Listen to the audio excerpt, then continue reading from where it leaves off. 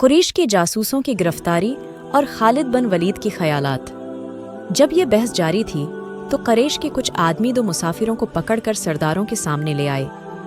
इन दोनों ने अबू सफियान और दूसरी सरदारों के सामने भी यही बयान दिए कि वो मुसाफिर हैं और किसी जगह का नाम लेकर कहा कि वो अधर जा रही हैं।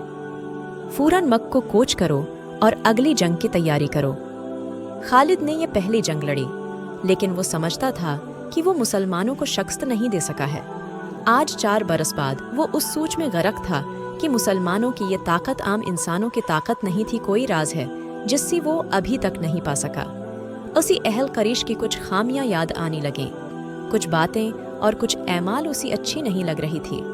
उसी यहूदियों की 2 बड़ी खूबसूरत औरतें भी याद आईं जो अहल कुरैश की सवारों में घल मिल गई थीं। वो जानता था कि यहूदी अपनी निस्वानी हुस्न की जादू से अहल कुरैश पर चाह जाने की और उन्हें मुसलमानों के खिलाफ इस्तेमाल करने की कोशिश कर रही हैं। ये तरीका उसे पसंद न था, लेकिन उनमें से एक औरत एक रोज़ खालिद से मिली तो खालिद ने महसूस किया कि ये औरत जो कुछ कह रही है उसमें अक्ल व दानिश है। मदीना की तरफ जाती हुई इसी वो हसीन व जमील महबूदन याद आई जिसका नाम योहावा था।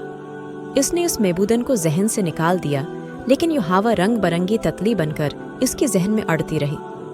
खालिद की जहन में अड़ती हुई इस तल्ली की रंग फीकी पड़ने लगी।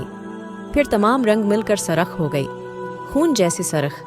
ये एक भयानक याद थी, ये एक साजिश थी जिसमें वो शरीक न था, लेकिन वो कबीला कुरैश का एक बड़ा ही अहम फर्द था।